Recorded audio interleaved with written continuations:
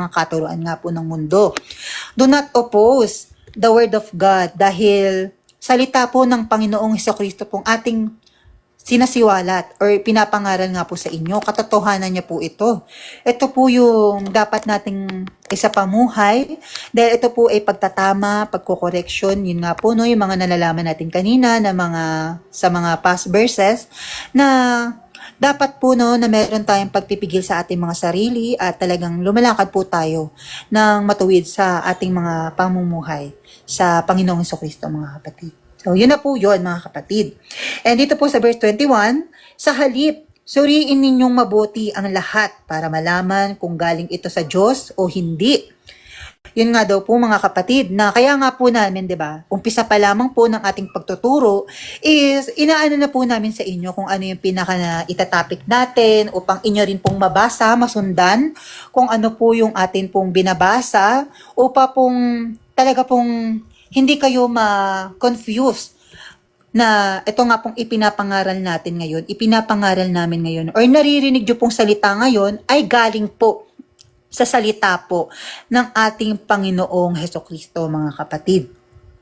Verse 22, may ano pa po pala siya, panghawakan nyo ang mabuti. Yun daw po mga kapatid. No? Verse 22, nandito po yung karugtong, at iwasan ang lahat ng uri ng kasamaan.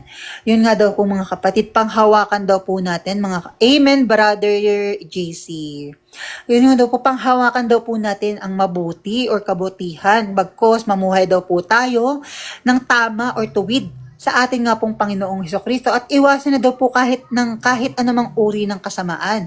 Kung aano nga po natin dito, yung mga fleshly desires or yung mga makamundo pang pagnanasa natin, na iwasan na daw po natin, 'di ba? Na sinabi nga po yan no, na crucified it with Him. Everyone, mga kapatid, na i-crucified na po natin kung ano pa yung mga pagnanasa ng ating mga sarili sa mga makamundong bagay, lalong-lalo na po na lumalakad tayo sa Panginoon, na hindi nga po talaga nating pwedeng pagsabayin ang mundo at ang Diyos. Kasi sinabi nga po, di ba kanina na nabanggit natin, we cannot serve two masters. Kailangan nating mamili sa isa. Kung Diyos ba or ang mundong ito, which is nang kumokontrol ay si Satanas. At yun nga po no, na puro nga lang po ibibigay sa atin, greed, pride, and yun nga po no, puro ka sakiman lamang. Kaya kailangan po talaga nating i-crucify or i-deny yung ating mga sarili sa ating mga pagnanasa pa sa mga makamundong bagay na hindi naman po talaga kalugod-lugod sa ating Panginoong Hesukristo mga kapatid. So magpapatuloy na po tayo mga kapatid sa verse 23. Pakabanalin nawa kayo, lubos ng Diyos na siyang nagbibigay ng kapayapaan. Amen.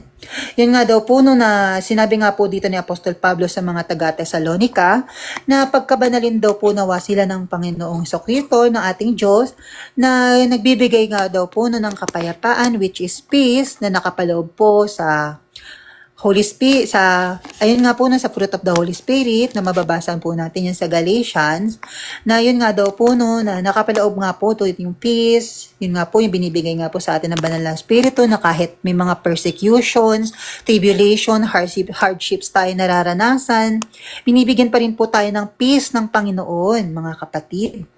And yun nga daw po, no, ipagpapatuloy po natin at naway panatiliin niyang walang kapintasan ang buo ninyong pagkatao, ang espiritu, kaluluwa at katawan hanggang sa pagbabalik ng ating Panginoong Hesukristo. Yun nga po no, yung mga kapatid na sinasanctify po tayo sa bawat araw. Ito nga pong banal na spirito nga po no, na pinagkaloob nga po sa atin ng Panginoong Hesukristo, na yun nga daw po na panatiliin, na yun nga po no, na walang kapintasan, yung ating mga buong pagkatao o yung ating nga pong sarili, yung ating spirito, kaluluwa, at lalong-lalo na po yung ating katawan na templo nga po ng Diyos, ng banal na spirito po na ipinagkaloob nga po ng ating Panginoong Kristo na hanggang sa pagbabalik ng ating Panginoong Jesus. Na yun nga daw po no, talagang malinis, blameless, spotless, na makikita niya sa kanyang pagbabalik mga kapatid no, na talagang karapat dapat kunin yun nga daw po, no, karapat dapat kunin ng ating Panginoong Hesukristo sa kanya pong muling pagbabalik, mga kapatid. And iano nga rin po natin dito na yun nga po, no, na wala na talagang kapintasan pa na matitira. Kasi yun nga, nabanggit nga po natin, amen brother, na nabanggit nga po natin, nabanggit rin po ito sa other books na ano nga po to, siguro sa chapter 4 po yun na mamuhay po tayo ng kalugod-lugod, di ba? Nabanggit nga po natin yan kanina, nung nag-back to topic, nung back po tayo ng mga ating mga na-topic, no, na mamuhay po tayo ng kalugod-lugod sa atin pong Panginoong Kristo, na siya nga po naglilinis, yung banal na spirito nga po, di ba? Sinasanctify tayo bawat araw, nililinis tayo, and talaga pong itinutuwid lahat-lahat ng ating mga kamalian. Siya po yung nagko-convict sa atin, sa mga bagay po na alam naman natin na hindi po makakatulong sa ating paglakad sa Panginoon and hindi po makakatulong sa pag-growth po natin sa ating pong walk on our Lord Jesus Christ, mga kapatid. Yun po yun, mga kapatid. And verse 24 na po tayo, mga kapatid. Malapit na rin po tayong matapos. Tapat ang Diyos na tumawag sa inyo at gagawin niya itong mga sinasabi namin. So, yun po yun, mga kapatid, na yun nga daw po, no, tapat ang ating Diyos na tumawag sa atin, na ito nga daw po, no, gagawin niya ang kanyang mga sinabi. Mga kapatid, na, di ba, ang Panginoon ay hindi nagsisinungaling sa atin, na bagkos gagawin niya kung ano ang sinabi niya because He will never, ever yung kanyang pong promise sa atin, mga kapatid. Katulad na lamang po, di ba, yung buhay na walang hanggan, mga kapatid, di ba, that His promise to us na mga lumalakad nga po sa ating Panginoong Kristo. Amen po, nanay, mamuhay ng matuwid. Amen. Amen po, Sister Rem. Yun nga po, no, na talagang yun po, no, na yun nga po na tinawag tayo ng ating Panginoong Kristo na gagawin niya nga po itong mga ganitong bagay na iniwan niya po sa atin o yung mga ipinangako niya nga po sa atin, katulad na lamang po, di ba, ng buhay na walang hanggan at lalong-lalo na po yung paglilinis po sa ating mga pagkakasala sa bawat araw, mga kapatid. Yun po yun, mga kapatid. Magkapatuloy na po tayo sa verse 5.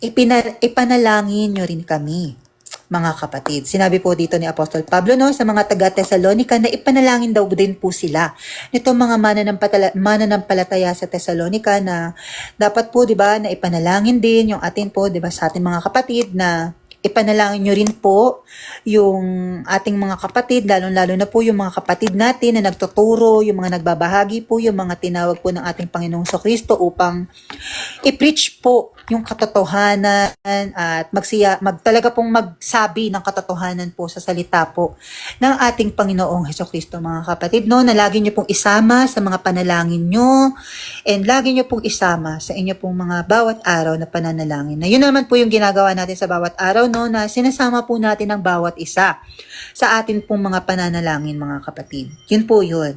And verse 26 na po tayo, malapit na tayo matapos. Magiliw ninyong batiin ang lahat ng mga kapatid dyan. Yun daw po, sinabi ni Apostol Pablo, no, na batiin daw po nito mga taga-Tesalonica, yung mga kapatid nga daw po nila doon sa Tesalonica, mga kapatid, yung mga mananampalataya nilang kapatid. Na yun nga po yung ginagawa rin po natin, di ba, pag may mga bagong papasok, di ba, na mga, yun nga po, na wala pa sa Panginoon at bago lang po natin nakita, na mga mananampalataya at hindi pa talaga lubusang nalalaman kung ano yung katotohanan na nakapaloob sa salita po ng ating Panginoong Kristo, na binabati rin po natin sila na blessed afternoon, welcome po kayo dito na makinig po ng salita ng Panginoong Kristo. Yun po, mga kapatid, ganon din po siya. Yung ginagawa nga po natin, di ba, na pagbati sa bawat isang, mga kapatid. And verse 27, inuutos ko sa inyo sa pangalan ng Panginoon na basahin ninyo ang liham na ito sa lahat ng mga kapatid. So, yun po yun, mga kapatid, no, na ito nga po yung sinasabi nga rin po namin sa inyo na basahin ninyo. Ito nga pong mga salita nga po. Kung ano nga pa rin po natin dito na basahin nga po ninyo ang salita nga po ng ating Panginoong Kristo upang malaman ninyo. Yung ito nga po, no, yung ating nga po mga pinapangaral ngayon na ito po talaga yung nakasulat or nakasapaloob dun sa salita nga po or sa Biblia nga po no ng ating nga pong Panginoong Kristo na siya pong binabasa natin at ibinabahagi nga po namin sa inyo nga po na napapakinggan nating lahat ngayon at nagbibigay po aral sa bawat isa sa atin ngayon mga kapatid. Yun po yun mga kapatid. Na talagang lagi nga po na ba, lagi natin sinasabi na hindi lamang po dapat tayo mag-rely dito sa live or sa fellowship po natin ginagawa.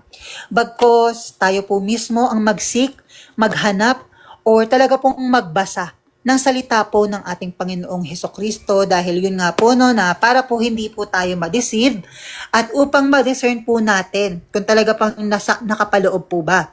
Ito nga pong binabasa or pinapangaral ka po natin na salita nga po ng Panginoong Hesukristo mga kapatid. Yun po yun mga kapatid na talagang kailangan nating magbasa. Kailangan amen, Sister Rem, na yun nga po, kailangan nating basahin talaga.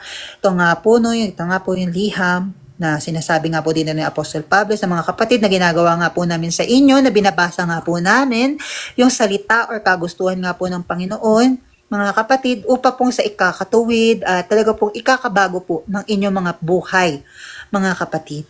So, yun po yun. And dito na po tayo sa last verse, mga kapatid. Pagpalain nawa kayo ng Panginoong Hesukristo. Amen, mga kapatid.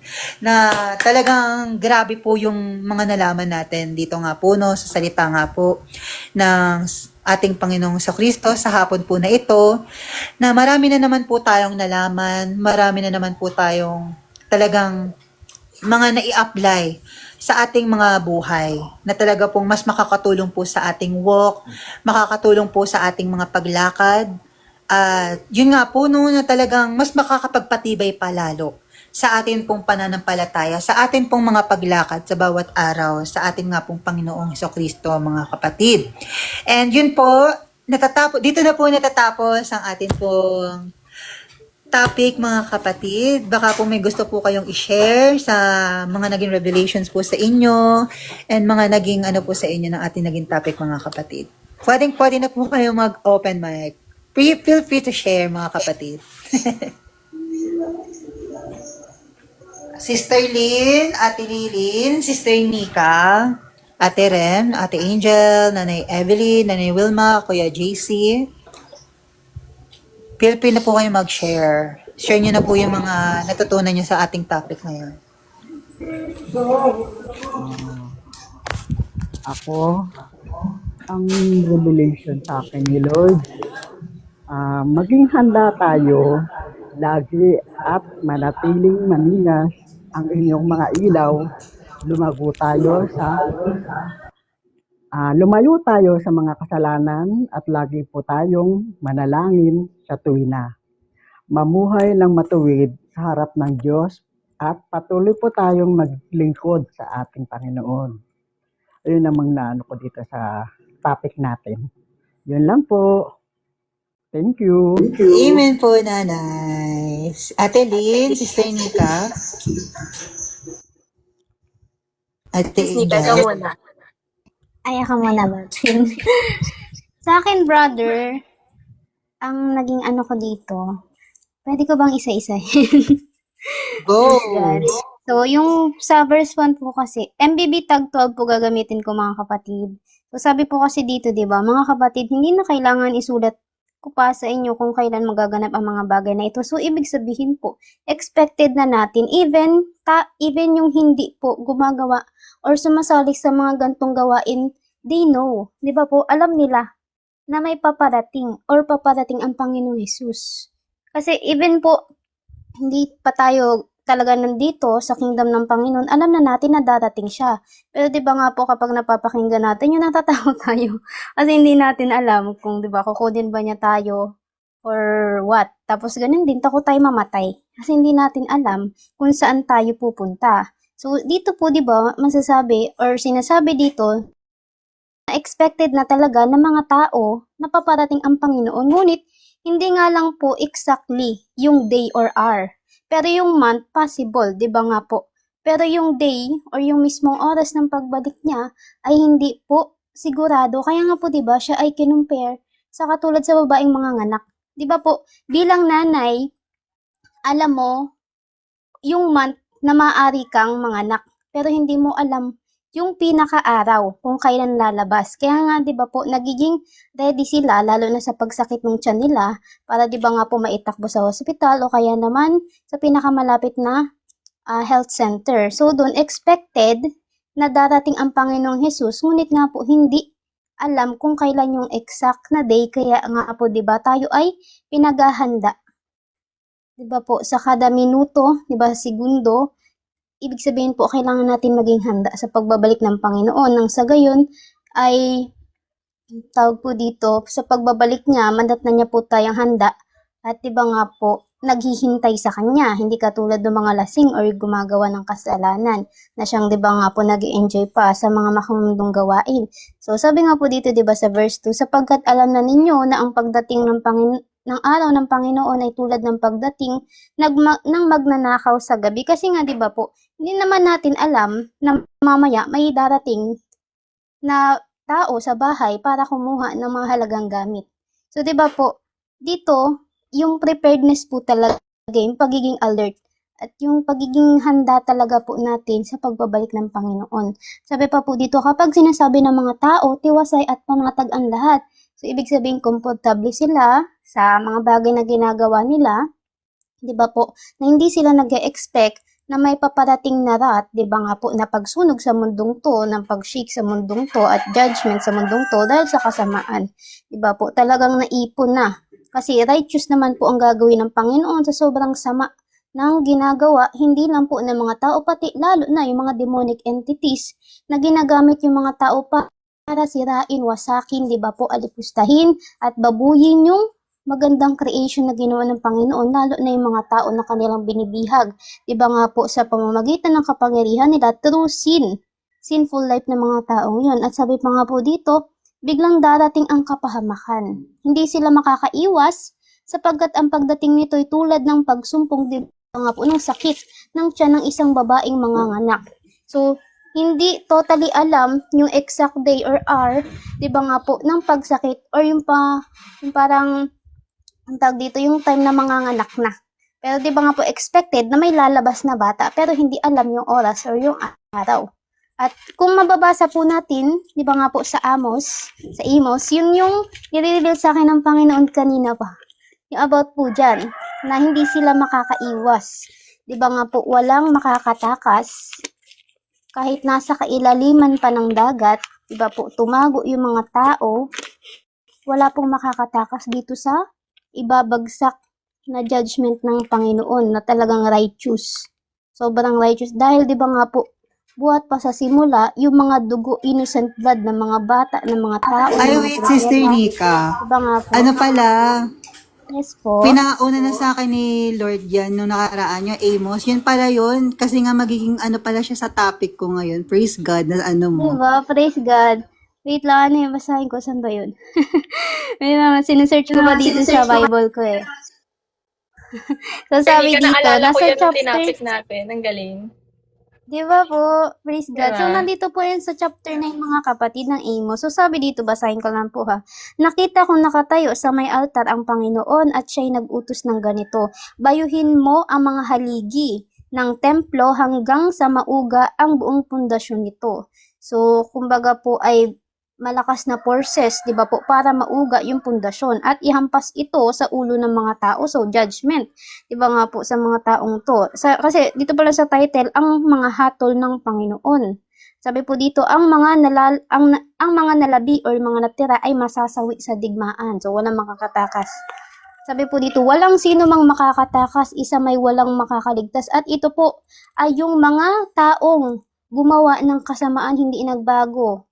May mga defiled, di ba nga po, or yung mga demonic entities kasama na lahat na ng talagang nagre-rebel sa Panginoon. Pero tayo po, di ba, na talagang lumalakad ay sa kalooban ng Panginoon at umaasa, di ba nga po, nakukunin niya tayo. Hindi po tayo dito, hindi tayo mababagsakan ng ng Diyos, kundi yung mga tao lamang na nag-disobey po sa Kanya. So sabi po dito, kumukay man sila patungo sa daigdig ng mga patay. So kahit sa hell, di ba, kahit sa hell ka pa pumunta or kung sino ka pa man, aabutin ko pa rin sila. Di ba nga po, ng almighty hands ng Panginoon. Umakyat man sila sa langit, hihilahin ko silang pababa mula roon. So kahit sa ang sulok ka pa ng daigdig or kung ano pa mga spiritual realm ang pagtaguan mo, hindi ka makakatakas dito sa judgment. Di ba nga po na ibabagsak ng Panginoon sa kanyang pagbabalik. Kung magtago man sila sa bundok ng Carmel, tutugisin ko sila at huhulihin. Magtago man sila sa kalaliman ng dagat or kahit doon sa Marine Kingdom na yan, di ba po, uutusan ko ang ang dambuhala sa dagat upang sila'y lamunin.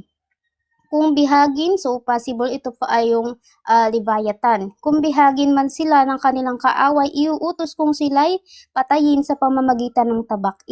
Ipinasya ko nang puksain sila at hindi tulungan. So talagang yung wala pong makakaligtas kahit sino pa man, diba po? Kahit saan ka pa man sumuksok, wala talaga. Kaya, diba nga po, repent, talagang tumalikod, pagsisihan, at mamuhay ng ayon, diba nga po, sa kalooban ng Panginoon. At paano natin malalaman? Basahin natin ang kanyang salita, dahil ito ang Panginoon. Diba nga po, ito po ay spiritual text at maunawaan natin to sa pamamagitan ng banal na spirit na siya magtuturo sa atin at gayon din sa mga tao, diba po, sa vessel, 'di ba po, na kung saan nandoon yung Holy Spirit na kung saan yun yung nagbi-minister sa kanila para magbahagi ng salita ng Panginoon. So sa kanila din po, 'di ba? Maano natin kukuha natin revelation or mensahe ng Panginoon. Pero yun nga po, 'di ba? Kailangan natin maging handa at talagang itapon na lahat ng kasamaan or kung ano pa mang ginagawa natin sa buhay natin ngayon at talagang magkaroon ng takot sa Panginoon lalo na ngayon at magpakailanman. Kasi nga po, 'di ba, kapag talagang hindi tayo naging righteous na namuhay, babagsakan tayo ng puot ng Panginoon. At yun nga po, 'di ba, yung paparating na pagtupok niya dito, 'di ba nga po, na kahit sa kailaliwan ng dagat ay talagang tawag dito, makakapunta, as in wala po talagang makakatakas. So balik po tayo. So sabi po dito, verse 4, ngunit wala na kayo sa kadiliman, ibig sabihin po, hindi na daw namumuhay sa kasalanan, sa kasamaan, wala na sa kingdom of darkness. Di ba po, hindi na panig sa kingdom of darkness, hindi na son of disobedience. Di ba nga po, kundi na sa kingdom of God na. Di ba po, tag dito, anak na ng Panginoon. Di ba po, from darkness to glorious light. Kumbaga na i-transfer na. Di ba nga po, mula sa kadiliman, patungo po sa kaliwanagan na kung saan, di ba po, mamumuhay ng ayon po sa kalooban ng Panginoon, ayon po sa kanyang salita at kanyang kagustuhan at kanyang kautusan. So sabi po dito, mga kapatid, kahit hindi kayo mabibigla, so expected natin to. So hindi tayo dito magpapanik, di ba po? Kasi yung panic, di ba, lagi diyang may fear. So hindi na tayo makakaramdam ng fear kundi excitement. Dahil nga po, di ba, yung pagliligtas ng Panginoon, yung pagkuha niya sa atin ay nalalapit na. Kaya hindi tayo matutulad doon sa mga taong nagulangtang sa gantong magiging kaganapan or pagbabalik ng Panginoon. Kasi expected din natin, nagbabasa tayo ng salita ng Panginoon. Diba po, beforehand, nabanggit na to sa atin ng Panginoon at pinapaghanda niya tayo. Kaya nga po, diba, seek His kingdom first, which is spiritual realm, at ganun yung righteousness niya, mamuhay ng tama, diba? At idadagdag niya yung mga bagay dito sa mundo. Kasi nga po, in spiritual realm na, yung pinapapokus niya sa atin na kahit man mamatay tong katawan natin na to, di ba nga po, makakaasa tayo yung spirit natin or yung soul natin ay mabubuhay kasama ng Panginoon. Kung paano siya ni-resurrect, di ba po, ganun din tayo. Kaya nga yung faith natin ay nasa Panginoon. Kaya nga po, di ba, yung foundation ng ating pananampalataya ay nasa Kanya. At di ba nga po, yung mga bagay dito sa mundo ay wala nang kabuluhan sa atin, kundi talagang yung isip natin, di ba nga po, ay nakasentro na sa pagbabalik ng Panginoon sa heavenly things. Di ba po?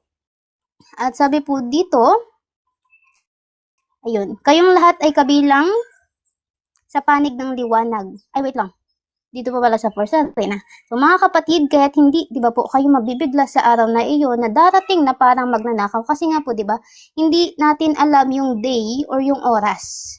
Pero expected natin na darating ang Panginoon at di ba nga po, equal yun sa redemption na kung saan kukunin tayo ng Panginoon at makakasama natin siya, di ba po, doon sa kanyang kaharian na siyang, doon naman po talagang ating totoong tahanan sapagkat dayuhan lang po tayo dito. Di ba po? sa mundong to. So sabi po dito, kayong lahat ay kabilang sa panig ng liwanag, kingdom of God, di ba nga po? Kingdom citizen with kingdom mentality, di ba po? Panig ng araw, kumbaga liwanag, di ba po? Hindi sa panig ng gabi o ng dilim, di ba? Hindi sa panig nila Satan. Kaya nga kailangan tayong manatiling gising. Di ba nga po, gising spiritually sa mga nangyayari. Di ba po, aware. Laging handa, di ba po, prepared at malinaw ang isip. Kasi, di ba nga po, kapag ang isip natin ay parang pabago-bago or parang kung saan-saan napapadpad, di ba po, nalilito tayo. At gayon din, nagkukos din yon ng anxiety, ng kabalisahan, at hindi tayo nakaka-focus dun sa mga bagay na pinagpopokusan sa atin ng Panginoon at sa kanyang salita. Pero ang reason din naman po kaya nababalisa ang tao, dahil nga po hindi sila nagbabasa ng salita ng Panginoon, hindi sila nagdarasal, wala silang protection in spiritual realm, so open sila para silang taong hubad spiritually, na kung saan diba pinagpepesta ng mga demonic entities.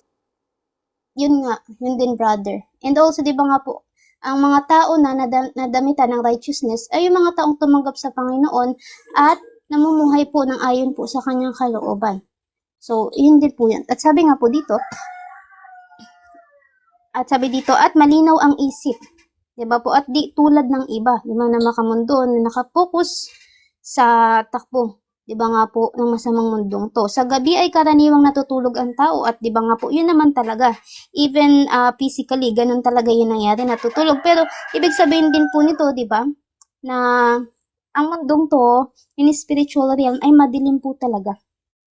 And nagliliwanag lang dito ay yung mga tao, di ba nga po, na merong banal na spirito or vessel ng banal na spirito. Pero kapag ang taong yun, or buhay ng isang tao, ay malayo sa Panginoon, wala sa presensya ng Diyos, siya po ay parang lamparang, di bang walang oil, kaya hindi siya nagliliwanag.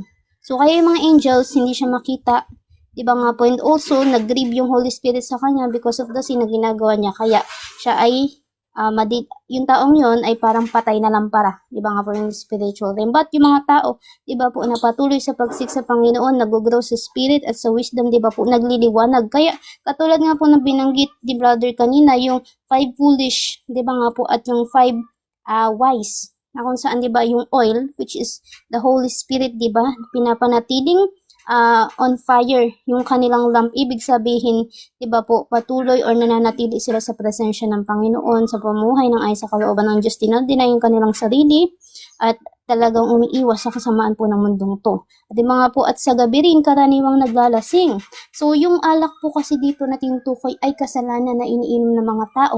At di ba, alam naman po natin kapag lasing, palakarin mo yan, hindi yan tuwid maglakad. So, parang ganun din po yun, likong pamumuhay, at ganun din, di ba? Swertehan na lang kung makalakad yan nang hindi bumabagsak.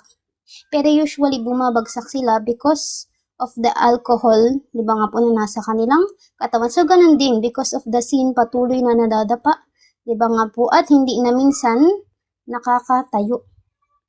So yun din po yun. So ibig sabihin po dito, yung alak dito ay yung sin na iniinom ng mga tao. Kaya sila ay lango, lasing na lasing, kaya tulog, hilo, diba? At hindi nakakalakad ng ayon sa kalooban ng Panginoon, hindi matuwid yung pamumuhay. Kasi, diba, kapag langong-lango ka sa alak, talagang lagi kang hilo at pabagsak ka. Diba po? At yung paglakad mo ay hindi matuwid. Talagang paslanting. Kaya naman, kung ano-anong direksyon na pupuntahan. So, ibig sabihin, di ba po, liko-liko yung pamumuhay ng tao. At ganoon din po sa verse 8. Ngunit dahil tayo'y sa panig ng araw, di ba nga po, panig tayo sa Panginoon, sa kaliwanagan, sa glorious light ng Panginoon, di ba po? At dahil nga po sa word of God, di ba nga po, na siya nag-aalis ng veil sa atin, at patuloy na naglalagay, di ba po, nung tawag dito, nagpapanatili ng oil, di ba nga po, sa atin bilang lampara, bilang salt and light, di ba nga po. So yun, at sabi po dito, dapat maging matino ang ating pag-iisip. So dapat daw po maging matino. Kasi kung ano-ano ang isipin mo, di ba po, ay diyan ka madodorwiyan. Pero kapag nakafix, di ba nga po, sa spiritual realm yung isip mo at sa pagbabalik ng Panginoon, di ba? Hindi ka basta-bastang maatake or mapapasukan ng mga lies ng kaaway. Kasi alam mo kung paano sila kumilos, kung paano yung deception nila, kung paano nila ginagawa yung pag-steal, pag-kill, at pag-destroy sa'yo. At ganun din para mapunta sa high risk yung salvation mo. So, kailangan daw po natin maging matino ang pag-iisip at sa pamagitan pa din po yun ng Word of God. At sabi po dito, isuot natin ang baluti ng pananampalatay, di ba? As a protection yung ating faith at pag-ibig at isuot ang helmet ng pag-asa sa pagliligtas sa gagawin sa atin ng Panginoon. At di ba nga po yung helmet sa ulo yan nilalagay? Di naman yung kung saan lang. Diba po, sa ulo yan kasi nga po mga kapatid, yung soul ng tao, yan po ay naka-located, kumbaga, sa ating ulo. Kasi, di ba po, ibig sabihin ng soul, nandyan yung mind, will, and emotion mo, ikaw yan. Kasi ito, ang nakikita mo physically, that is your tahanan lamang dito sa mundong to, body. Di ba, parang tolda, parang tent. O kaya, di ba po, sa ulo. At sabi, pag-asa. So, yung hope, di ba, yung positive expectation mo sa pagliligtas na gagawin, di ba po, sa atin ng Panginoong Jesucristo. Sabi dito, hindi tayo pinili ng Diyos upang bagsakan ng kanyang puot. Kaya nga po, di ba, ngayon pa lang,